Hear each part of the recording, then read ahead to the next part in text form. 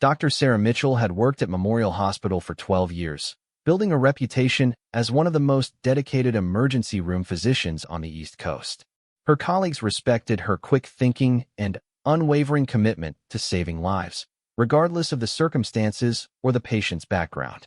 The hospital's emergency department had seen its share of challenging cases, but nothing quite prepared Sarah for the events that would unfold on that stormy Tuesday evening in October. The rain hammered against the hospital windows as Sarah completed her shift rounds. The emergency department buzzed with its usual controlled chaos, nurses rushing between patients, the constant beeping of monitors, and the steady stream of ambulances arriving at the entrance. She had just finished treating a young boy who had fallen from his bicycle when the ambulance bay doors burst open with unusual urgency. Two paramedics wheeled in a stretcher carrying an unconscious man in his late 50s. Blood soaked through makeshift bandages around his chest and arm, and his breathing was shallow and labored. The paramedics shouted over the noise of the storm outside, explaining they had found him collapsed near the old military base on the outskirts of town. No identification, no wallet, just a man fighting for his life. Sarah immediately took charge, directing the patient to Trauma Bay 3. As she began her initial assessment, she noticed several things that set this case apart from typical emergency admissions. The man's physique suggested military training. Even unconscious, his posture maintained a certain discipline. His hands were calloused in ways that spoke of years handling weapons and equipment. Most telling were the faded scars along his arms and torso, the kind that came from combat situations rather than civilian accidents. The injuries themselves painted a disturbing picture. These weren't accident wounds or the result of a fall. The pattern of cuts and bruises suggested an assault, possibly an interrogation gone wrong. Sarah's medical training kicked in, pushing aside her growing suspicions about who this patient might be and focusing entirely on saving his life. The man's pulse was weak, his blood pressure dropping rapidly, and internal bleeding was evident. Working with her team, Sarah stabilized the patient's condition enough to get him into surgery. The procedure took nearly 4 hours, during which she discovered the extent of his injuries. Someone had tortured this man systematically, professionally. The wounds were precise, designed to cause maximum pain without immediate death. Whoever had done this knew exactly what they were doing. As Sarah worked to repair the internal damage, she couldn't shake the feeling that this case was different from anything she had handled before. The patient's dog tags had been removed, but a small tattoo on his shoulder caught her attention, a symbol she recognized from her brother's military service. It was the insignia of an elite special operations unit, the kind of soldiers who undertook missions that never appeared in official records. During the surgery, fragments of a story began to emerge. The patient mumbled incoherently under anesthesia, speaking in what sounded like coded military language. References to classified operations, foreign locations, and urgent timelines suggested this man was involved in something far beyond civilian understanding. Sarah found herself wondering whether saving his life might put others at risk, but her medical oath was clear. Her job was to preserve life, not to judge the consequences. The surgery proved successful, though the patient remained in critical condition. Sarah had managed to stop the internal bleeding and repair the most severe damage, but his recovery would be touch and go for the next several days. She arranged for him to be moved to the intensive care unit, where round-the-clock monitoring could ensure his stability. As Sarah completed her post-operative notes, she noticed unusual activity in the hospital corridors. Men in dark suits had arrived, speaking quietly with hospital administrators and asking pointed questions about recent admissions. Their presence made her uncomfortable, especially when she overheard fragments of their conversations mentioning government agencies and classified information. Hospital Director James Crawford called Sarah into his office just as she was preparing to go home. Crawford had always been supportive of her work, but his demeanor this evening was tense and formal. He explained that federal agents had contacted the hospital regarding a patient of significant interest to national security. They needed to question the man immediately, regardless of his medical condition. Sarah firmly refused, explaining that her patient was in no condition for interrogation. The man had just undergone major surgery and remained unconscious. Any stress or disturbance could prove fatal, undoing hours of delicate medical work. She emphasized her professional responsibility to protect her patients' well-being above all other considerations. Crawford's expression hardened as he delivered what amounted to an ultimatum. The federal agents had made it clear that this was a matter of national security, potentially involving terrorist activities or foreign espionage. The hospital could face serious consequences for obstructing their investigation. He ordered Sarah to step aside and allow the agents immediate access to her patient.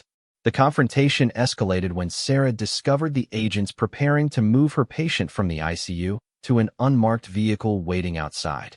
She intervened physically, blocking their access and demanding to see proper legal documentation for the transfer. The patient's condition was too fragile for movement, and she would not allow them to essentially kidnap a man who might not survive the journey. Hospital security was called, and Sarah found herself facing an impossible choice. She could comply with Crawford's orders and watch her patient be taken to an uncertain fate, likely dying in the process, or she could continue protecting him and face the consequences of defying both her employer and federal authorities. Sarah made her decision based on her medical oath and personal conscience. She refused to step aside, arguing that removing the patient would constitute medical malpractice and possibly homicide.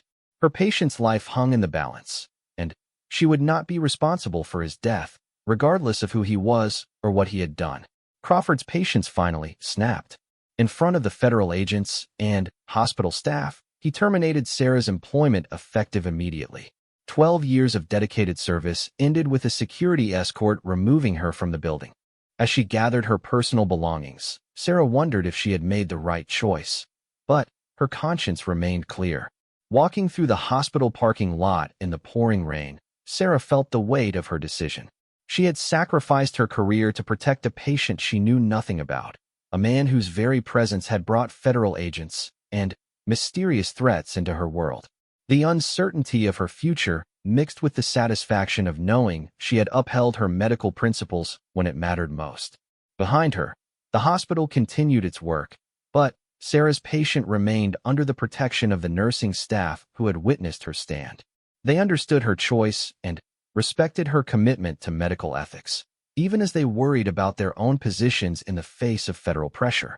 The man she had saved continued fighting for his life, unaware of the sacrifice made on his behalf. As Sarah drove home through the storm, she couldn't have imagined that her principled stand was about to be vindicated in the most dramatic way possible. The mysterious patient she had protected would soon reveal himself to be far more important than anyone at the hospital had realized, and her career-ending decision was about to transform into something entirely unexpected. The following morning brought chaos to Memorial Hospital that no one could have anticipated. Sarah's firing had created ripples throughout the medical staff, with many questioning the administration's decision to prioritize government pressure over medical ethics. Dr. Jennifer Hayes, Sarah's closest colleague and friend, had worked through the night monitoring the mysterious patient's condition in the ICU. Jennifer found herself in an increasingly difficult position as federal agents continued pressuring hospital staff for information about the patient's identity and condition. The man remained unconscious but stable, his vital signs showing encouraging improvement from the previous evening's surgery. However, his medical chart had been classified, and even Jennifer's access was being restricted despite her role as the attending physician covering Sarah's cases. The patient's recovery proved remarkable, defying the pessimistic prognosis that had followed his emergency surgery. His military training seemed to extend to an extraordinary ability to heal from severe trauma. By dawn, his breathing had stabilized without mechanical assistance, and his blood pressure had returned to acceptable levels. The nursing staff reported that he had begun showing signs of consciousness, occasionally responding to stimuli and mumbling coherent words. Federal agents had established a semi-permanent presence at the hospital, interviewing staff members and reviewing security footage from the previous evening. Their questions focused heavily on Dr. Sarah Mitchell's actions and her interactions with the patient. They seemed particularly interested in any conversations she might have had with the man during surgery or treatment, though the medical team confirmed he had remained unconscious throughout the procedure. Jennifer received orders from Director Crawford to prepare detailed reports on every aspect of the patient's treatment, from his arrival through his current condition. The unusual level of scrutiny made her uncomfortable, especially given the obvious pressure being applied by the federal agents. She began to suspect that this patient was far more important than a typical victim of assault or random violence. As the patient regained consciousness throughout the morning, fragments of his identity began emerging. His first coherent words were spoken in what sounded like Russian, followed by rapid sequences in Arabic and Farsi. When he finally spoke English, his accent was distinctly American, but with the measured cadence of someone accustomed to command positions. His eyes, when they opened, carried the alert intensity of a professional soldier. The patient refused to provide any personal information to the nursing staff, claiming memory problems from his injuries. However, Jennifer observed that his confusion seemed selective. He remembered complex medical terminology when discussing his pain levels and treatment options, suggesting his cognitive abilities remained intact. His evasiveness appeared to be a deliberate strategy rather than genuine amnesia. During one of her medical assessments, Jennifer discovered additional details that painted a clearer picture of who they were treating. Hidden beneath bandages on the patient's back was a sophisticated tattoo depicting coordinates that, when researched discreetly, corresponded to locations in Eastern Europe and the Middle East. These weren't tourist destinations, but rather sites of recent international incidents that had made headlines in classified intelligence briefings. The patient's physical conditioning also told a story of extensive specialized training. Despite his injuries, his muscle tone and reflexes suggested someone who maintained elite fitness standards well into his 50s.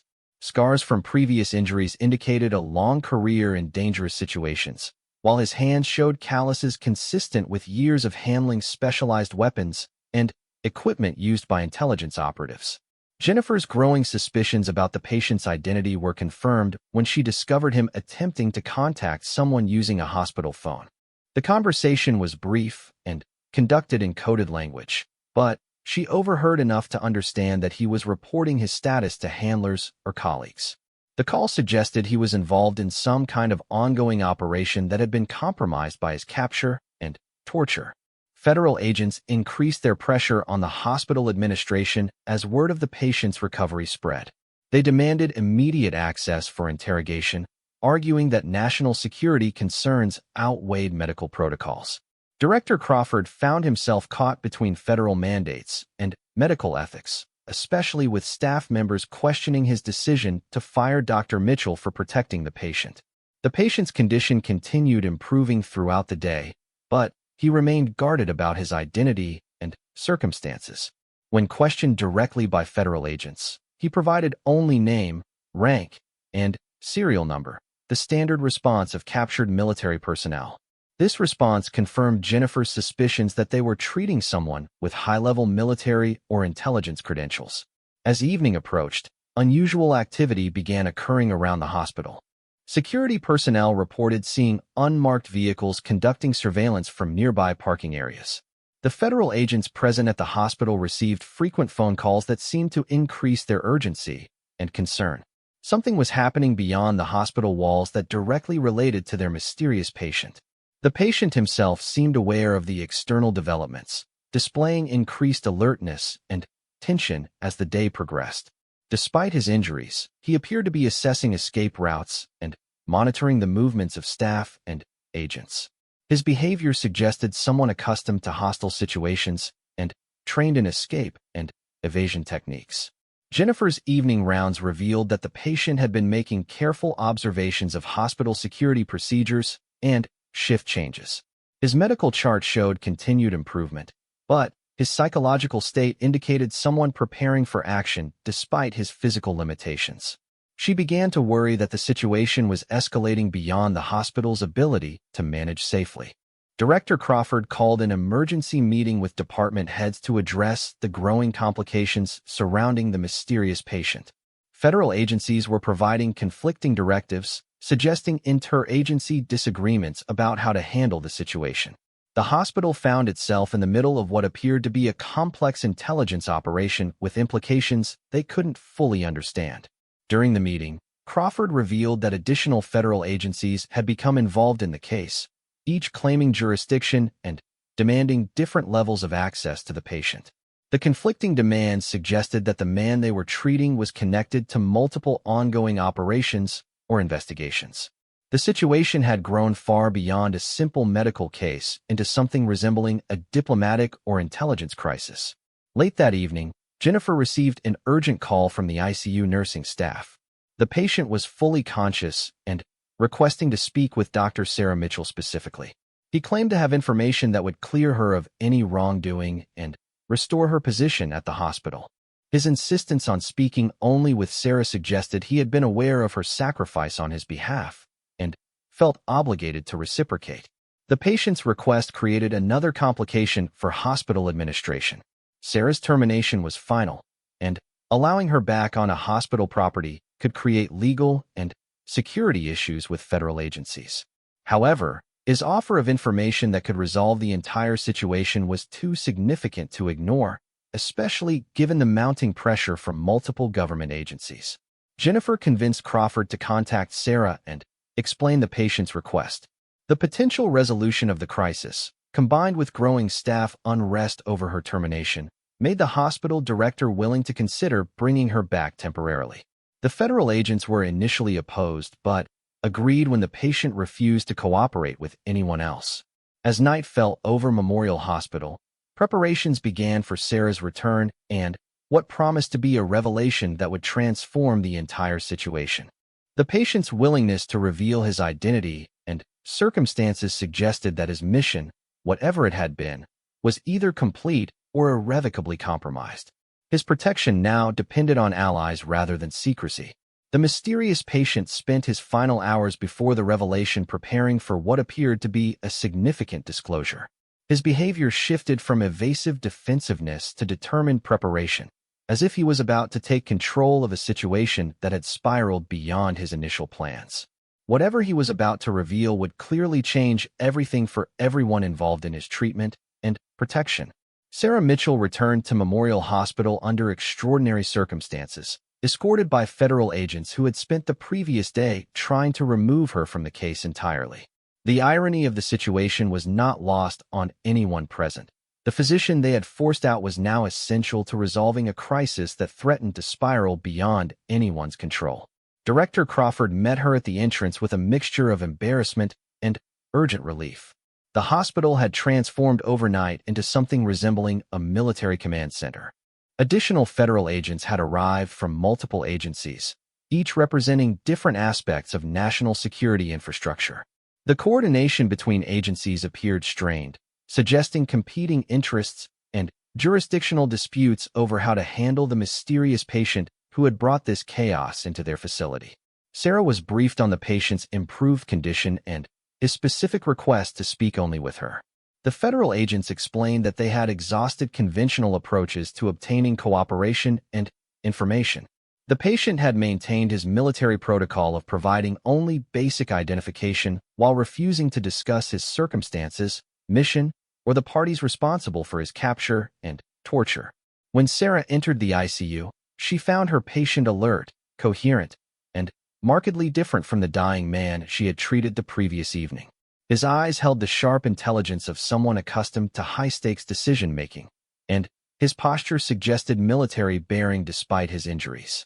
He had been waiting for her arrival with obvious anticipation and relief. The patient introduced himself as General Michael Harrison, commanding officer of Joint Special Operations Command, one of the most secretive and elite military units in the American Armed Forces. His revelation immediately explained the federal attention and interagency complications surrounding his case. General Harrison commanded operations that existed in the shadows of international relations, undertaking missions that required complete deniability and absolute secrecy. General Harrison explained that he had been conducting a deep cover operation to extract a high-value intelligence asset from a foreign terrorist organization when his mission was compromised. Enemy agents had captured him during the extraction attempt, subjecting him to professional interrogation designed to extract information about American intelligence operations and the identity of assets working within terrorist networks. The torture he had endured was not random violence, but a sophisticated attempt to break his psychological defenses and force him to reveal classified information that could compromise ongoing operations and endanger American personnel worldwide. His escape had been partially successful, but he had suffered severe injuries during the process and had been forced to seek emergency medical treatment despite the security risks. Sarah listened with growing understanding as General Harrison described how her protection had quite literally saved not only his life, but potentially dozens of other lives connected to the intelligence operation he commanded. His capture had created a narrow window during which enemy agents could exploit any information they had extracted, making his survival and silence absolutely critical to national security. The general explained that the federal agents at the hospital represented different aspects of the intelligence community, each trying to assess the damage from his compromise and determine the best way forward. Some agencies favored immediate extraction and debriefing, while others preferred allowing him to maintain his cover and return to his mission. The conflicting approaches had created the jurisdictional chaos Sarah had witnessed. General Harrison's most significant revelation concerned the ongoing nature of his operation. His extraction mission had been successful despite his capture. The intelligence asset was safely in American custody and providing information about planned terrorist attacks on American soil. However, his disappearance had accelerated enemy plans, creating an urgent timeline for preventing multiple coordinated attacks. The general's medical treatment had bought crucial time for his team to implement contingency plans and coordinate with other intelligence agencies. His survival meant that critical operational knowledge remained secure, allowing ongoing missions to proceed without complete reorganization. Sarah's decision to protect him had unknowingly prevented a significant intelligence disaster. As General Harrison provided more details about his situation, Sarah began to understand the broader implications of her actions. The federal agents who had tried to remove him from the hospital were not necessarily acting in the country's best interests. Some represented agencies that preferred aggressive interrogation techniques over medical stabilization, approaches that would have killed the general and destroyed valuable intelligence. The general revealed that Dr. Jennifer Hayes had unknowingly aided his recovery by maintaining strict medical protocols despite federal pressure. Her professional competence had accelerated his healing process and allowed him to regain the physical strength necessary for what would come next. The entire medical team's commitment to patient care had contributed to a successful intelligence operation. General Harrison explained that his request to speak specifically with Sarah was not merely gratitude for her medical care. Her demonstration of moral courage under pressure had convinced him that she possessed the integrity necessary for a proposition that would change her life dramatically. The skills she had displayed in protecting him suggested capabilities that could serve national security interests in ways far beyond conventional medicine. The general's unit regularly recruited professionals from civilian backgrounds who demonstrated exceptional judgment, moral courage, and specialized skills under pressure. Military physicians were valuable, but civilian doctors who proved willing to defy authority for ethical principles were extraordinarily rare. Sarah's actions had marked her as someone capable of handling the moral complexity of intelligence operations. Sarah found herself facing an opportunity she had never imagined: recruitment into the most elite levels of American intelligence operations. General Harrison offered her a position as a medical officer with his Special Operations Command, providing emergency care for operatives undertaking missions that required complete deniability. Her civilian background would provide perfect cover for international operations. The position would require extensive additional training in advanced trauma medicine, combat first aid, and intelligence protocols. She would work with operators conducting missions in hostile territory, often under conditions where conventional medical facilities were unavailable or compromised. Her role would be saving lives in situations where failure could compromise national security operations. General Harrison emphasized that her decision must be made quickly due to the ongoing operational timeline. Enemy agents were likely still searching for him, and his extended presence at the hospital created security risks for everyone involved. Within hours, he would need to be extracted to a secure location where debriefing and mission coordination could proceed safely. Sarah's termination from Memorial Hospital suddenly seemed insignificant compared to the opportunity being presented. Her career in civilian medicine could continue, but enhanced by training and experience that would make her one of the most qualified emergency physicians in the world. The moral courage that had cost her one job was opening doors to responsibilities she had never imagined possible. The general provided Sarah with secure communication protocols and a timeline for her decision. If she accepted his offer, arrangements would be made for her transition from civilian to military medical service, including security clearances and specialized training programs. Her life would change dramatically, but her commitment to saving lives would expand to a global scale with implications for national security. As their conversation concluded, General Harrison prepared for the extraction that would remove him from the hospital and return him to his operational responsibilities. The crisis at Memorial Hospital was ending, but Sarah's journey was just beginning. Her split-second decision to protect a dying patient had evolved into an opportunity to serve her country in ways she had never considered possible. The federal agents who had once viewed Sarah as an obstruction now regarded her as a potential asset. Her demonstration of integrity under pressure had impressed not only General Harrison, but the intelligence professionals who had witnessed her actions. The physician they had tried to remove was now being courted for recruitment into their own ranks. As evening approached, Sarah faced the most significant decision of her professional life. Knowing that her choice would determine not only her future but her role in protecting the country she had served unknowingly through her medical oath and personal courage. The sound that changed everything began as a distant rhythmic thumping that gradually grew louder and more distinct as it approached Memorial Hospital. Sarah Mitchell stood in the ICU beside General Harrison, both of them listening to the unmistakable sound of military helicopters approaching through the evening sky.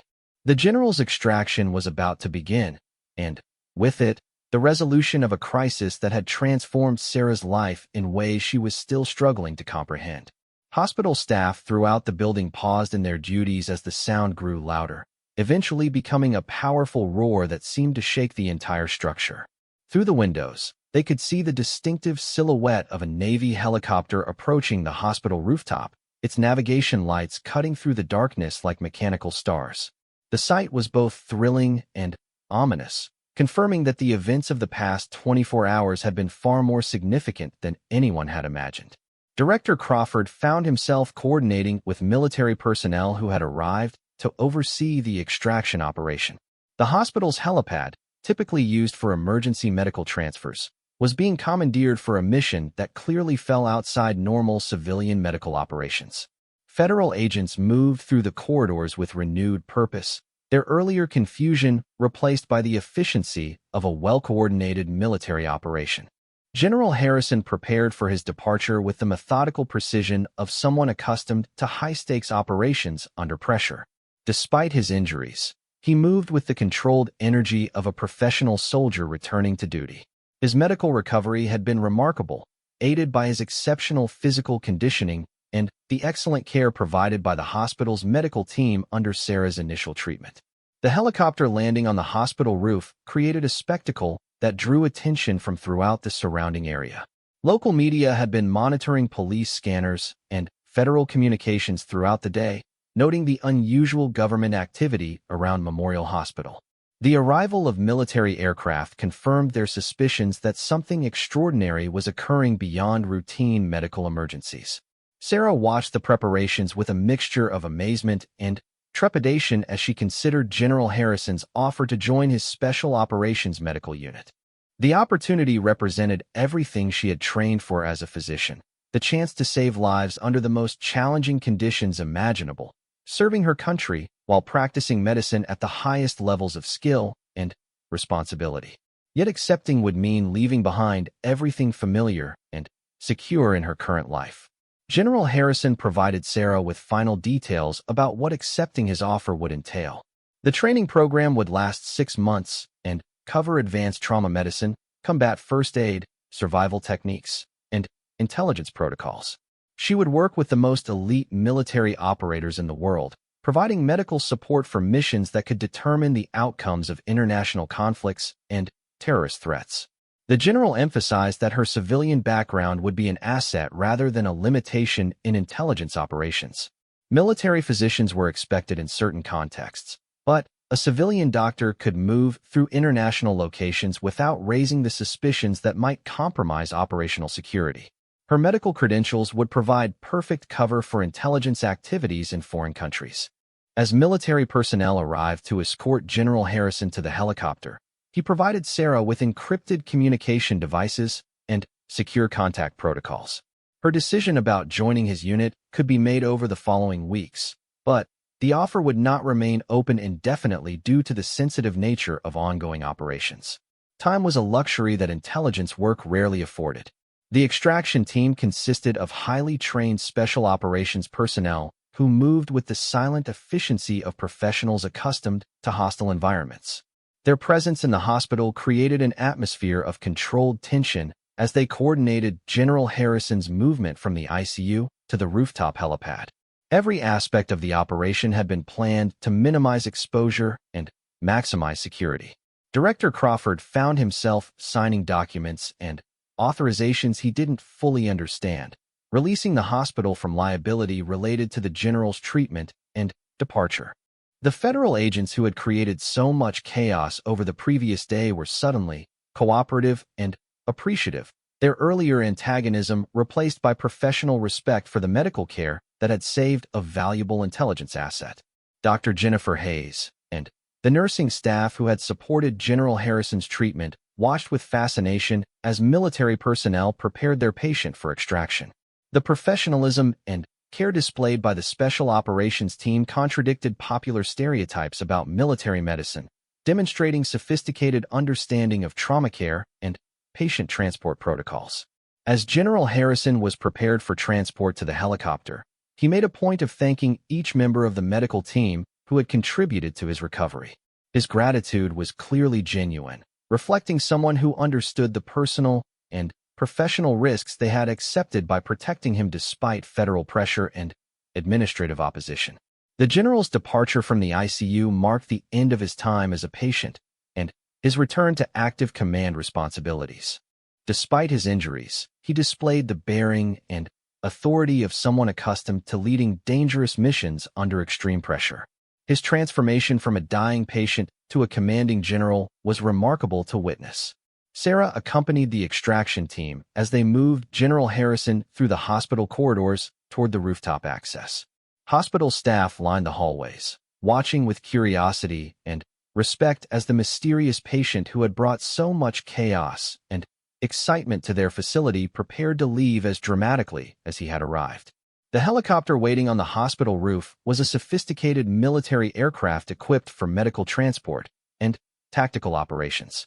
The crew members were clearly special operations personnel, their equipment and bearing suggesting elite training and extensive combat experience. The aircraft itself represented the kind of resources available to General Harrison's command. As they reached the rooftop, General Harrison turned to Sarah for what might be their final conversation. He reiterated his offer and emphasized the importance of her decision, not just for her own future, but for the success of operations that could protect American lives worldwide. Her unique combination of medical skill and moral courage made her exactly the kind of person his unit needed for its most challenging missions.